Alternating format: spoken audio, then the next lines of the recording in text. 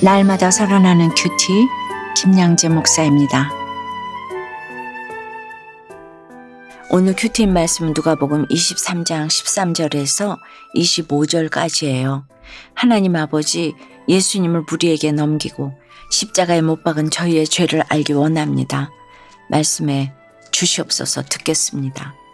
우리에게 넘겨주신 예수님은 첫째, 아무런 죄가 없음에도 십자가를 지십니다.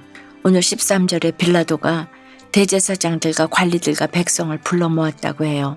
23장 1절부터 무슨 일이 있었죠? 대제사장들과 서기관들이 예수님을 죽이려고 빌라도에게 끌고 가죠. 그러나 빌라도가 어떻게 합니까? 예수님에게는 그 어떤 죄도 안 보이고 심지어 놀랍게 여겨지니 예수님을 자기 손으로 죽일 엄두가 나질 않아요. 그래서 예수님이 갈릴리 사람인 것을 핑계 삼아 갈릴리를 관할하는 헤로데게로 보내죠. 그러나 헤롯은 또 어떻게 하나요? 그는 예수가 기적을 일으키는 것에만 관심이 있었죠. 그래서 이적이라도 행하는 것을 보려고 이것저것 예수님께 묻습니다. 그러나 주님이 아무 대답도 하지 않으시자 어떻게 합니까? 결국 예수님을 업신여기며 희롱하고 빛난 옷을 입혀서 빌라도에게 도로 보냅니다. 그러니 빌라도가 얼마나 당혹했겠습니까? 이제 피해갈 길이 없잖아요. 그래서 다시 대제사장들과 관리들과 백성을 불러 모아 또 타협에 들어갑니다.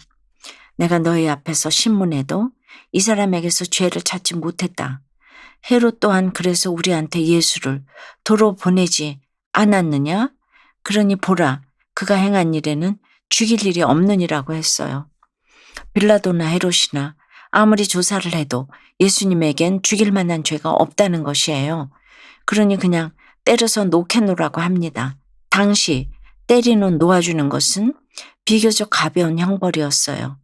빌라도로서는 그렇게 해서라도 무리와 적당히 타협하려 했던 것이죠. 그런데 17절 말씀은 아무런 기록이 없습니다. 몇몇 누가복음 사본에는 이 17절의 명절을 당하면 반드시 한 사람을 놓아주더라는 내용이 기록되어 있죠. 마태와 마가복음 병행구절에도 이 부분의 명절이 되면 총독이 무리의 청원대로 죄수 한 사람을 놓아주는 전례가 있었다라고 기록되어 있지요. 그러나 이 전례는 결코 성경적이지 않습니다. 하나님의 공의가 아니니 악한 자들에 의해 얼마든지 악용될 소지가 있습니다. 다수결도 그래요. 다수의 의견이 항상 옳은 게 아닙니다. 우리가 다 100% 죄인인데 이 죄인의 무리가 원하는 것에 무슨 선한 것이 있겠습니까? 여러분은 어떠세요? 전례를 따른답시고 무리에 휩쓸려서 지은 죄는 무엇입니까? 무리를 따르느라 주일 예배를 거른 적은 없습니까? 그것이 예수님을 죽이는 일임이 인정되나요? 무리에게 넘겨지신 예수님은 둘째, 다수의 어리석음으로 희생을 당하십니다. 다수인 무리가 18절에 일제히 소리질러 이 사람을 없이하고 바라바를 우리에게 놓아주소서라고 해요. 이 바라바가 누구죠? 19절에 보니 성중에서 일어난 밀란과 살인으로 말미암아 옥에 갇힌 자라고 해요. 바라바란 이름이 아버지의 아들이라는 뜻이니까 아마도 그는 모태신앙을 가진 믿음 좋아 보이는 지도자였을 것이에요. 그런 자가 밀란을 일으키며 로마에 저항했으니 백성이 보기에 얼마나 의롭고 멋져 보였겠습니까? 초라한 목수의 아들인 예수에 비해 얼마나 카리스마가 있었겠어요. 그러니 무리가 어떤 선택을 하겠습니까? 외모에 혹해서 육적인 선택을 하는 게 당연하죠. 그러나 눈에 보이는 것만 믿고 따르면 이렇게 제대로 분별할 수가 없습니다. 안목의 정욕이 그래서 문제인 것이죠. 아니, 단순한 문제가 아니라 큰 죄입니다. 22절에 빌라도가 나는 그에게서 죽일 죄를 찾지 못하였다. 그러니 그냥 매질만 좀 하고 놓아주자고 3번이나 말했다고 해요. 그럼에도 안목의 정욕에 사로잡힌 100% 죄인인 무리는 뭐라고 합니까? 여전히 십자가에 못 박게 하소서 합니다. 결국 빌라도는 그들이 요구하는 대로 바라바를 옥에서 풀어주죠. 여러분, 그러니 다수결이 늘 옳은 게 아니란 말이죠.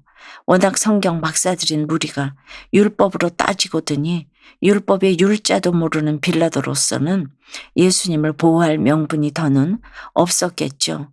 그러나 무엇보다 그에게 예수님은 메시아가 아니었어요. 십자가를 모르기에 목숨을 걸고 예수님을 지킬 이유가 없었던 것이죠. 예수가 죽든 말든 그것이 나와 무슨 상관이랴 하는 마음뿐이었어요. 결국 그는 최종 결정권자로서 져야 할 책임은 뒤로 한 채 자기 유익 때문에 무리를 따릅니다. 다수를 선택한 것이죠. 아무리 대단하고 똑똑한 로마 총독이라고 해도 말씀을 모르면 별 수 없습니다. 결국 어리석은 선택을 할 수밖에 없죠. 예수님을 놀랍게 여기면 뭐합니까? 메시아로 받아들이지 않으면 이런 최악의 결정을 할 수밖에 없어요. 무리를 충동질한 대제사장들도 마찬가지입니다. 성경을 가장 잘 알고 율법을 가르치기만 하면 뭐합니까? 주님이 메시아인 것을 모르면 평생 예수님을 죽일 궁리만 합니다. 순전한 백성의 믿음까지도 가로막는 구원의 방해꾼만 되는 것이죠. 적용 질문이에요. 내가 예수님보다 의롭다고 여기는 바라바는 누구인가요? 안목의 정욕으로 눈에 보이는 것만 믿고 따르면서 알게 모르게 지은 죄는 무엇입니까? 결혼 예배를 준비하며 자기 힘으로 어찌할 수 없는 한계 상황에서 욕심과 이기심의 소리를 따르고자 한 것을 회개하고 하나님이 기뻐하시는 신결혼 예배가 되기를 소망한다는 한 청년의 청년 큐티인 묵상 간증이에요. 알코올 중독자이신 아버지는 어머니와 자주 다투셨고 가족이 교회 다니는 것을 싫어하셨어요. 이렇게 불안한 환경으로 강박이 생긴 저는 힘든 일이 생겨도 성품으로 참고 불편한 관계를 만들지 않고자 좋은 모습만 보이려 애썼지요. 그러다 결혼을 준비하며 결혼 날짜를 정하는 것 등 제 힘으로 어찌할 수 없는 상황을 만나자 대상포진에 걸리고 이유 없이 심장이 가쁘게 뛰는 육체적 한계에 맞닥뜨렸어요. 눈물만 나오는 한계 상황에서 하나님은 열심으로 가려졌던 제 안에 자기 연민과 피해의식, 열등감을 직면하게 하셨습니다. 결혼도 결혼 예배로 드려지도록 고민하기보다 남들이 보기에 좋은 결혼, 많은 사람에게 축복받는 행복한 결혼식이 되기를 꿈꿨어요. 24절에서 무엇이 옳은 줄 알면서도 무리의 소리를 이기지 못해 그들이 원하는 대로 예수님을 넘겨준 빌라도처럼 진정한 신결혼이 무엇인지 알면서도 제 마음속 욕심과 이기심의 소리를 따르고자 했던 것을 회개해요. 지금 당장 해결되지 않는 문제들이 있더라도 성품과 열심으로 가려진 저의 죄 때문에 십자가에 달리신 예수님을 바라보며 인내하길 원해요. 예수님이 달리신 십자가의 자리가 제 자리임을 늘 기억하며 저의 결혼이 하나님이 기뻐하시는 신결혼 예배가 될 수 있기를 소망합니다.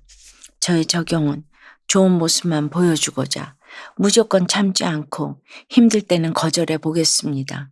신결혼 예배에 믿지 않는 가족과 주변 사람들을 초청하겠습니다. 입니다. 성경을 지식으로만 알면 주님을 십자가에 못 박을 수밖에 없지요. 우리가 다 예외가 아닙니다. 말씀을 정죄의 도구 삼아 나도 죽이고 너도 죽입니다. 그렇다면 어떻게 말씀으로 나도 살고 남도 살릴 수 있습니까? 무엇보다도 내가 예수님을 무리에게 팔아넘기고 십자가에 못 박은 죄인이라는 것을 인정해야 합니다. 그래야 100% 죄인인 나를 위해 주님이 죽으신 구원의 역사, 구속사를 볼 수 있어요. 오늘 하루 이 구속사의 말씀을 잘 깨달아 사람을 살리는 사명을 잘 감당하는 저와 여러분이 되기를 간절히 축원합니다. 기도드립니다. 주님, 날마다 저희가 이렇게 큐티할 수 있도록 은혜의 말씀을 주시니 감사합니다. 오늘 말씀을 들으니 내가 예수님을 무리에게 팔아넘기고 십자가에 못 박은 죄인이라는 것이 그냥 깨달아지면서도 한쪽에서는 또 실감이 나지 않는 게 있습니다. 구속사가 잘 깨달아지는 것 같으면서도 안 깨달아지는 것은 내 죄가 안 보이고 남의 죄만 크게 보이고 환경이 크게 보이기 때문임을 고백합니다. 그래서 날마다 말씀으로 사람을 정죄하고 돌아앉아서는 또 전례를 따르고 다수결을 따르며 바라바를 우리에게 놓아주소서 하는 그들과 제가 다를 것이 없음을 고백합니다. 아픈 내 자녀, 내 배우자, 내 부모가 내가 짊어져야 할 십자가임을 잘 알고 내 삶의 결론임도 깨달으며 저마다 이 십자가를 잘 지고 주님의 고난에 동참하기를 원합니다. 주여 함께해 주시옵소서. 예수 그리스도 이름으로 기도드리옵나이다. 아멘.